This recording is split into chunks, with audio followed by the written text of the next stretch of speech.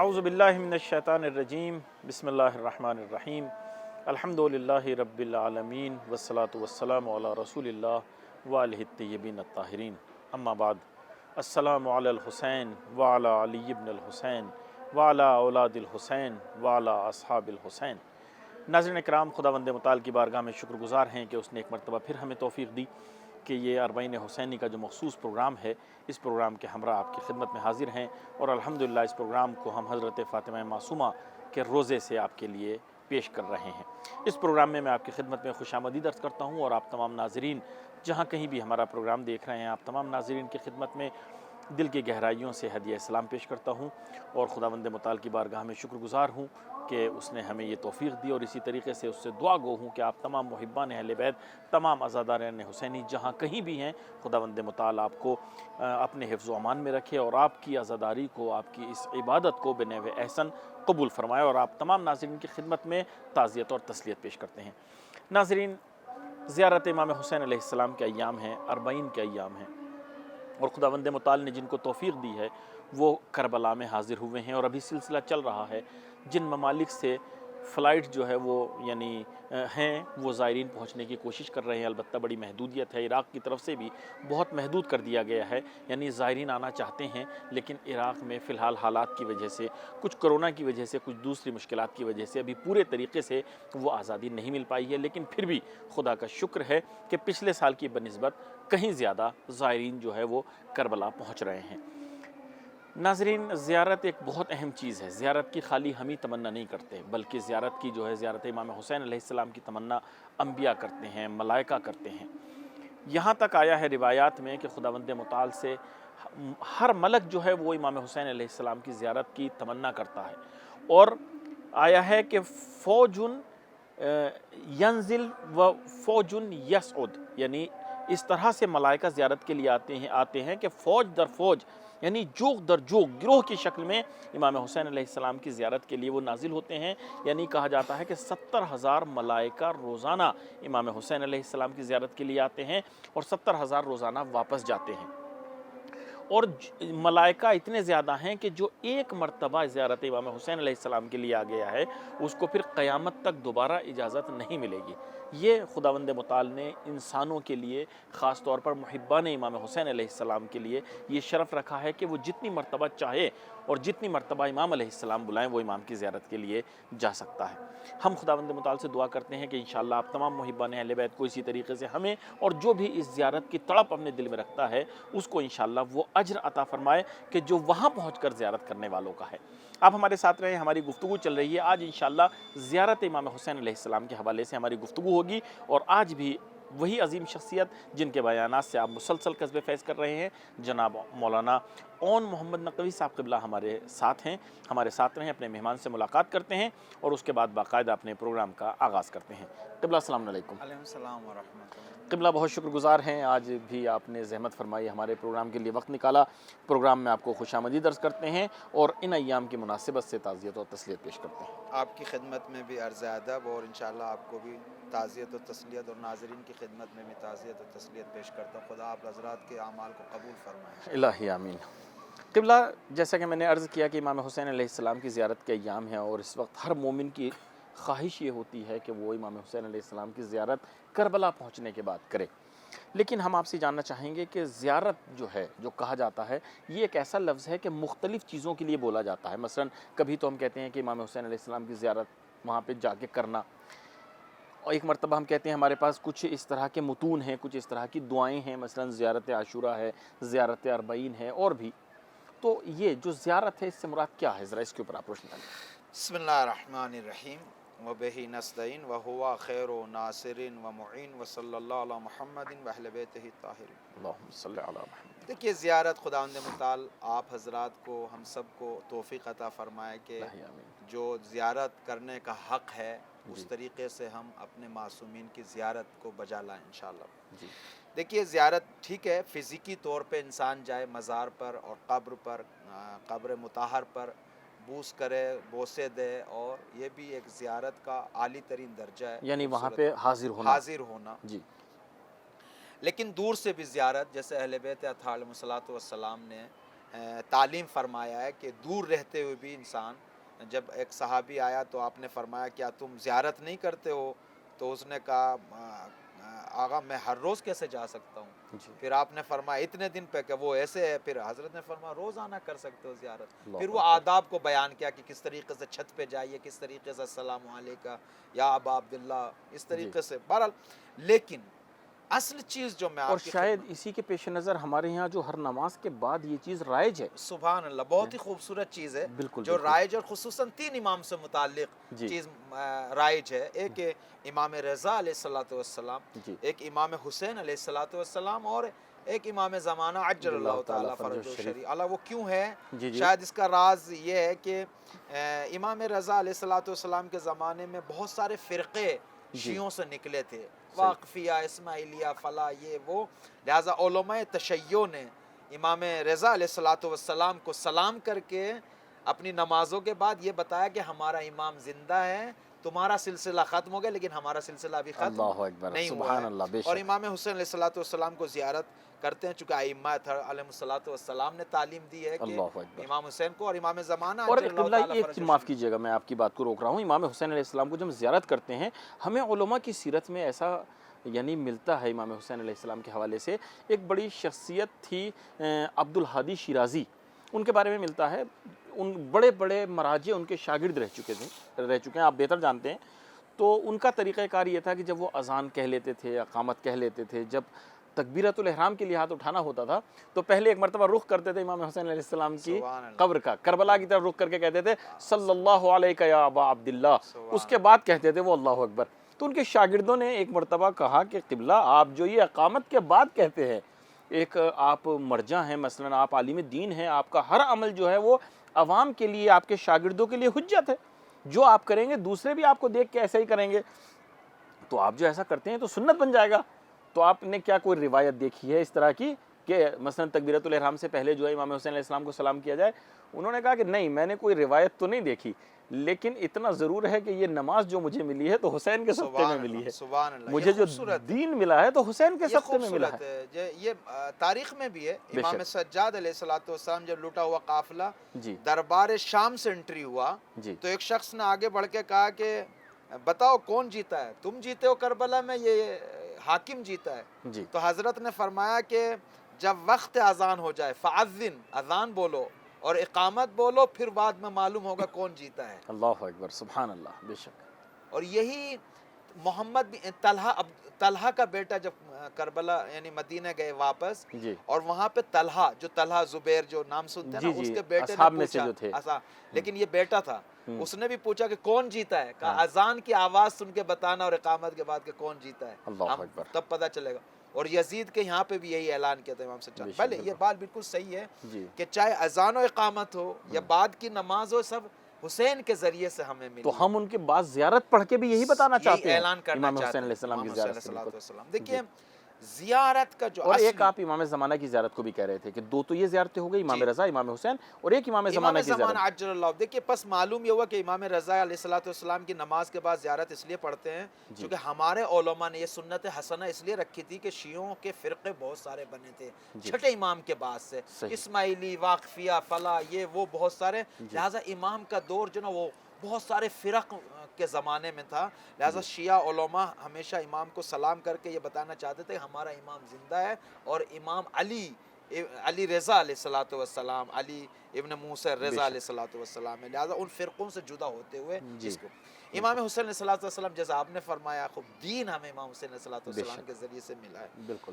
اور جو حفاظت ہوئی ہے دین کی، جو چاشنی ملی ہے ہمیں، امام زمانہ اجل اللہ تعالیٰ فرج شریف کی خدمت میں سلام کرتے ہیں، چونکہ میرا زندہ امام وہ ہمارے ہے، زمانے کے امام ہمارے ہیں، زمانے کا اللہ امام، اکبر، میں اس کی بیعت میں ہوں، اللہ اکبر، لہٰذا ہر شیعہ کے لیے یہ وظیفہ ہے کہ صبح جب نماز پڑھے تو دعائے عہد پڑھے، بے اور شک، دعائے عہد اپنے پورے 24 گھنٹے کو بیعت امام کے لیے اعلان کرے، اصل دعائے عہد ایک شیعہ روزانہ تجدید بیعت کرے امام سے کہ مولا میں 24 گھنٹے آپ کی بیعت میں زندگی گزارنا چاہتا ہوں. خوب ظاہر سے آپ پتہ ہے اس کے کیا فائدے ہیں. جب انسان صبح کی نماز کے بعد بیعت کرے گا 24 گھنٹے کے لیے تو بیعت میں رہ کے مولا کی نہ گناہ کرے گا, نہ کسی کا مال چھینے گا, نہ کسی واجب کو چھوڑے گا, نہ کسی حرام کو انجام دے گا, کیونکہ امام کی بیعت میں ہے اور میرا امام زندہ ہے. میں اور پھر ایک دوسری بات یہ کہ جب میں بیعت میں ہوں اس جستجو میں رہوں گا کہ وہ چاہتے کیا ہے مجھ سے, میں کہیں ایسا نہ ہو بیعت کے خلاف کیسے خوش کر دوں. لہٰذا خوبصورت عنصر ہے. لہٰذا علماء معمولاً تلقین کرتے ہیں اور یہ نصیحت اور وصیت کرتے ہیں کہ آپ صبح کو زیارت عاشورہ اور دعا عہد پڑھا کیجیے. زیارت عاشورہ امام زمانہ امام حسین علیہ السلام سے متعلق اور دعائے عہد امام زمانہ عجل اللہ تعالیٰ فرجہ شریف سے متعلق کے واقعاً عہد و پیمان و بیعت امام کی بیعت کا اعلان اور 24 گھنٹے پھر ہمیشہ اسی طریقے سے انشاءاللہ. دیکھیے زیارت ایک دینی مفہوم ہے, ایک دینی اور خوبصورت مفہوم ہے. دیکھیے سیاحت و گھومنا اور تفریح پہ جانا یہ مفہوم زیارت نہیں ہے. زیارت ایک خاص مفہوم ہے جس میں اگر خلاصتاً میں عرض کروں یہ ہے کہ جو زیارت پہ جاتا ہے اس کو زائر کہتے ہیں, جس کی زیارت کو جایا جاتا ہے اس کو مزور کہتے ہیں, اور جہاں جایا جاتا ہے اس کو کہتے ہیں زیارت گاہ. ٹھیک ہوگی بات. تو خوب زیارت کا معنی کیا ہے؟ زیارت کا معنی یہ ہے کہ زیارت کرنے والا شخص جو کردار ہے مزور کا, جو رنگ ہے صاحب زیارت کا, جو عقیدہ ہے, فکر ہے, اس کی شخصیت ہے, اس کے رنگ میں خود کو ڈھالنا, اس کو کہتے ہیں زیارت. صحیح معنی میں زیارت, صحیح معنی میں زیارت یعنی کیا؟ یعنی میں اگر قدم اٹھاؤں امام حسین علیہ السلام کے لیے, میری فکر میں حسین ہے, میرے عمل میں حسین ہے, میں کس کے پاس جا رہا ہوں, میں کس کے سامنے حاضر ہوں. حالانکہ یہ تو اس ٹائم میں عرض کر رہا ہوں جب انسان فزیکی اٹھ کے جا کے وہاں جاتا ہے, لیکن اگر وہ صبح شام سلام عرض ادب کرنا چاہتا ہے, خوب آپ کس کو کہہ رہے ہیں السلام علیکہ, خوب زندہ ہے, مخاطب ہے, سن رہا ہے, تبھی تو آپ کا سلام صحیح ہے. خوب اگر وہ سن بھی رہا ہے, دیکھ بھی رہا ہے, زندہ بھی ہے, تو آپ چاہتے کیا ہیں؟ اور اس سے بڑھ کے ہر جگہ حاضر و ناظر بھی ہے. حاضر و ناظر ہے, میرے اعمال پہ حاضر ہے, میرے ناظر ہے. تو پھر میں جب سلام دیتا ہوں تو اس کا مطلب کیا ہے؟ اس کا مطلب یہ ہے کہ آپ کے کردار میں خود کو ڈھالنا چاہتا ہوں. یعنی زائر سیاحت سے جدا یہاں ہوتا ہے کہ جو آداب مزور ہے, شخصیت جس کی زیارت کے لیے جا رہا ہے اس کے آداب میں ڈھالنا, اس کے جیسا خود کو بنانا, اپنے کردار میں چینجنگ لانا, اپنی فکر میں تبدیلی لانا. مثلا یہ جو مفہوم ہمارے یہاں بولا جاتا ہے کہ یار زیارت کر لو, فلاں کر لو, کیسے ہو سکتا ہے؟ لہٰذا میں ایک تعبیر آپ کی حل کرنا چاہتا ہوں, وہ یہ ہے. مثلا بعض سے علماء سے سنا ہوگا کہ جو لوگ کربلا سے زیارت کر کے آتے ہیں ان کے گناہ نہیں لکھے جاتے. مثلا لکھا کہتے ہیں کہ جو لوگ 2.25 مہینے عزاداری کرتے ہیں 9 ربیع کو اس کے گناہ, مثلا اس طریقے کی تعبیر. یا مثلا ماہ مبارک کے بعد عید جو آتی ہے اس دن اس کے اعمال مثلا گناہ نہیں لکھے جاتے. ہاں مثلا. تو اس کا معنی کیا ہے؟ اس کا مطلب یہ تھوڑی کہ شریعت آپ کو گناہ کرنے پہ دعوت دے رہی ہے, ایسا تو نہیں ہو سکتا. گناہ یعنی اللہ سے دوری, شریعت آپ کو اللہ سے نزدیک کرتی ہے, دور تھوڑی کرتی ہے.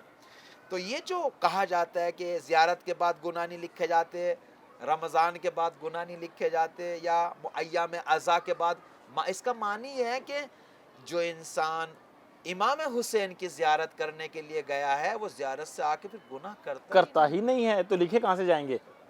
جس نے 2.25 مہینے عزاداری کی ہے, کردار ابو الفضل عباس کو سیکھا ہے, کردار علی اکبر کو اپنے وجود میں ڈھالا ہے, کردار ابا عبداللہ الحسین کو وجود میں اتارا ہے, خوب یہ 9 ربیع کو گناہ کرے گا؟ جس نے آنسو بہائے ہیں, جس نے پاکیزہ شخصیتوں کے ذکر سے اپنے قلب کو منور کیا ہے, جس نے نجاستوں کو دور کیا اپنے وجود سے رو رو کے, ان اشکوں کے ذریعے, اس دل لگانے کے ذریعے, اس رابطے قلبی اور دلی کے ذریعے, اب یہ 9 ربیع کو گناہ کرے گا؟ یہ سیم ایسے ہی ہے جس نے ماہ مبارک میں روزے اور عبادتوں اور بندگی اور تلاوت قرآن پاک اور شب قدر و احیاء شب کے ذریعے سے جس نے پورا ماہ مبارک گزارا ہو, وہ عید کے دن گناہ کرے گا. اللہ اکبر. تو اس کا معنی ہے کہ گناہ ہی نہیں کرے گا. اگر غلطی سے کہیں کوئی غلطی ہو گئی تو خداوند متعال نہیں لکھے ویسے ہی معاف کر دے گا اس کو، ویسے معاف اگر ہو گئی اللہ اللہ گناہ نہیں کرتا ہے. وہ ایک حدیث ہے کہ حب علی حسنۃ لا تضر معها شیء، کہ حضرت علی علیہ السلام کی جو محبت ہے وہ ایک ایسی نیکی ہے کہ اس کے ساتھ کوئی بھی چیز نقصان نہیں پہنچاتی. تو بہت سے اس کو اسی اس میں لیتے ہیں پیرے میں کہ علی کی محبت اگر دل میں ہے تو پھر جو تم چاہو کرو اور تمہیں جو ہے اس کا کوئی نقصان نہیں پہنچے گا. لیکن علماء یہ کہتے ہیں کہ نہیں، ایسا نہیں ہے، بلکہ علی کی محبت گویا کہ ایک ویکسین کی طرح ہے. بالکل گناہ کی طرف جانے ہی نہیں دیتی. بالکل، اگر علی کی محبت کا ویکسین تمہیں لگ گیا تو جیسے بھی کرونا کا ویکسین، البتہ یہ تو ٹوٹ گیا، یہ تو ہے ہی کہاں ویکسین، لیکن پھر بھی ہو جاتا ہے. لیکن جیسے وہ بیماری نہیں آ سکتی، اسی طرح اگر علی کی محبت تمہارے دل میں آ گئی تو پھر جو ہے تمہارے پاس وہ گناہ ہی نہیں آ سکتا. جہاں حب علی کیمیا ہو، جہاں طہارت ہو، جہاں جس دل میں علی اور توحید رہتے وہاں انسان گناہ کیسے کرے گا؟ اس دل میں نجاستیں ہیں، اس دل میں حسد بغض کینہ نہیں ہوتا ہے. وہاں انسان جب انسان اللہ کا عبد بن جائے، علی کا محب بن جائے، وہاں تکبر نہیں، کبریاء نہیں، وہاں پہ گناہ نہیں ہے. ظاہر سی بات. ہاں حالانکہ انسان خاک پہ رہتا ہے، معاشرے میں اگر غلطی ہو جائے تو وہ نقصان نہیں پہنچائے گی. اگر خطا ہو جائے، اگر نہ جانے میں کوئی خطا ہو جائے تو وہ نقصان نہیں پہنچائے گی. یہ صحیح ہے. بالکل. تو انسان بہرحال یہ جو مفاہیم ہمارے معاشرے میں مشہور ہے کہ مجلس کر لو یہ ہو جائے گا، فلاں کر لو یہ ہو جائے گا، اہل بیت کی نظر کہلا دو یہ ہو جائے گا، اہل بیت سے محبت کر لو جیسا آپ نے فرمایا، اگر نجات ہو جائے گی، شفاعت ہے، فلاں ہے. میرے بھائی معاف کیجئے گا، میں یہیں پہ اس گرہ کو کھول دوں، بیان کر دوں.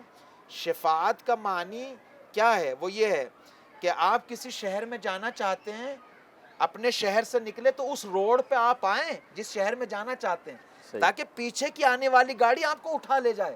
صحیح. لیکن اگر جانا چاہتے ہیں اس شہر میں، کھڑے ہیں اس شہر کے روڈ پہ، تو آپ اس شہر کے روڈ پہ کھڑے ہیں تو شفاعت آنے والی گاڑی آپ کو اس شہر دور پہنچائے گی، ادھر تھوڑی پہنچائے گی. صحیح بات ہے. بالکل. تو انسان شفاعت کا مطلب یہ ہے کہ اچھائیوں کے حساب سے، انسانیت کے اعتبار سے، اخلاق و کردار و رفتار و گفتار کے اعتبار سے حد اقل شریعت کے راستے پہ تو ہو، یعنی شریعت پہ ہو، شریعت پہ تو شریعت تو ہو، خود راستہ ہے.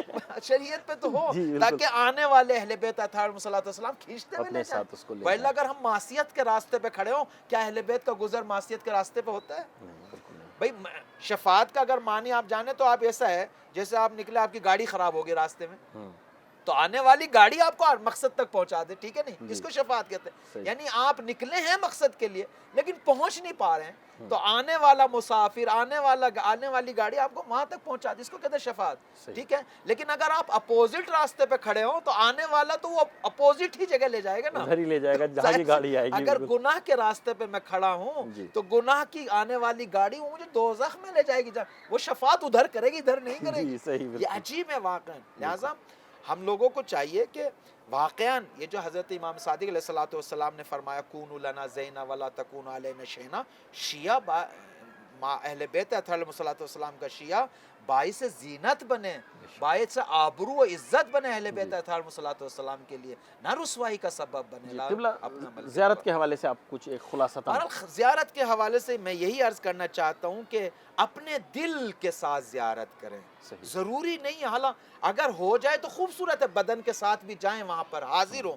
لیکن اگر نہیں جا پا رہے ہیں، اگر حالات مساعد نہیں ہیں، اگر ویزاؤں کے مسئلے ہیں، کرونا کے مسئلے ہیں، فلاں کے مسئلے ہیں، میرا معصوم تو زندہ ہے، میرا مولا تو ہر جگہ حاضر و ناظر ہے. میرے مولا سے تعلق قلب سے، دل سے، اپنے دل کو روانہ کریں، مولا کی خدمت میں دل کو روانہ کریں، انہی آداب کے ساتھ زیارت پڑھیں، اسی ادب کے ساتھ سلام کو بھیجیں. قبول ہے، عیناً ایسے ہی ہے جیسے آپ حاضر ہوں، عیناً ایسے ہی ہے. لیکن عرض کیا میں نے ان تمام ارادوں کے ساتھ، ان تمام تعہدات کے ساتھ، ان تمام فکر و خیال و عقل و کردار کے ساتھ کہ مزور جیسا بننا ہے، صاحب زیارت جیسا بننا ہے، حسینی کردار کو اب لانا ہے، حسینی فکر کو اپنے وجود میں ڈھالنا ہے.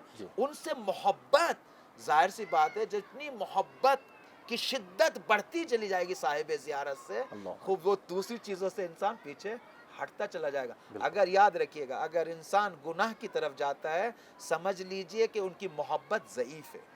ایمان تو ہے ہی ضعیف، محبت بھی اہل بیت سے ضعیف ہے. وَإِلَّا عاشق محب ہمیشہ دن رات کان اور آنکھیں اس کی لگی رہتی ہے محبوب کی وہ طرف. ہر وقت اسی کیا کی چاہتا فکر میں ہوتا اسی ہے. کی فکر میں ہوتا ہے. حشر و نشر و فکر و دل و ہمیشہ یہی خیال ہوتا ہے میرا معشوق کیا کر رہا ہوگا, میرا محبوب کیا چاہ رہا ہوگا. وہ یہی کرتا ہے. یعنی معشوق کی کہتے ہیں نا گلی سے بھی محبت ہوتی ہے, سبحان اللہ. اس کے یہاں والوں سے محبت ہوتی ہے, اس سبحان کے یعنی جانور جو اس کی گلی سے گزرتے ہیں ان سے بھی ان محبت سے بھی, ہوتی ان ہے. کے چاہنے والوں سے. تو یعنی بالکل انشاءاللہ بعد میں عرض کروں گا کہ شیعہ سے کیوں محبت کرے, بے شک. چونکہ وہ میرا مولا کا چاہنے والا, میں بھی مولا کا اللہ چاہنے اکبر. محبت. یہ سب تلقینات. قبلہ بہت شکریہ, جزاک اللہ, بہت عمدہ مطالب سلامت تھے. رہیں. فی الحال آج ہمارے وقت میں اتنی ہی گنجائش تھی, آپ سے یہیں پر اجازت چاہتے ہیں. محبت. خدا آپ کو سلامت رکھے, ہمیں بھی انشاءاللہ دعاؤں میں یاد رکھے آپ گا. بھی ایسے دعاؤں میں یاد رکھیے گا. ضرور انشاءاللہ, بہت خدا شکریہ. حافظ. ناظرین, بڑی اہم گفتگو تھی زیارت کے حوالے سے, کہ زیارت کا مطلب یہ نہیں ہے, جیسے یہ اس لیے ضروری تھا بیان کرنا کہ آج ہر مومن تڑپ رہا ہے کہ کاش ہم وہاں پہنچتے. وہ بہت بڑا مرتبہ ہے, واقعاً جانا چاہیے.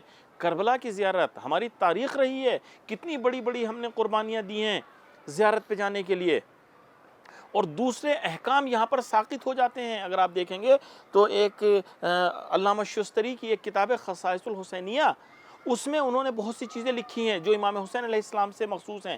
مثلا اگر کہیں پر کوئی خطرہ ہو کہ آپ اس جگہ جائیں گے تو راستے میں خطرہ ہو سکتا ہے, آپ کی جان کو خطرہ, آپ کے مال کو خطرہ, یا مثلا دوسرا کوئی خطرہ, تو آپ کے لیے حرام ہے کہ آپ وہاں جائیں. لیکن سفر کربلا ایک ایسا ہے جہاں یہ کہا گیا کہ اگر خطرہ بھی ہے تب بھی تم جاؤ, جانے کے بعد زیارت کرو.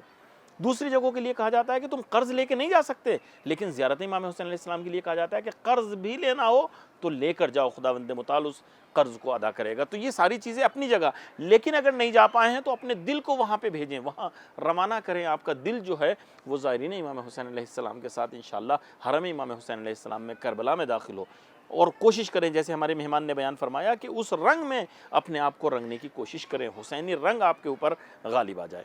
فی الحال ہمارے آج کے پروگرام میں اتنا ہی. آپ سے اجازت چاہتے ہیں, اپنا خیال رکھیے گا, ہمیں دعا میں یاد رکھیے گا.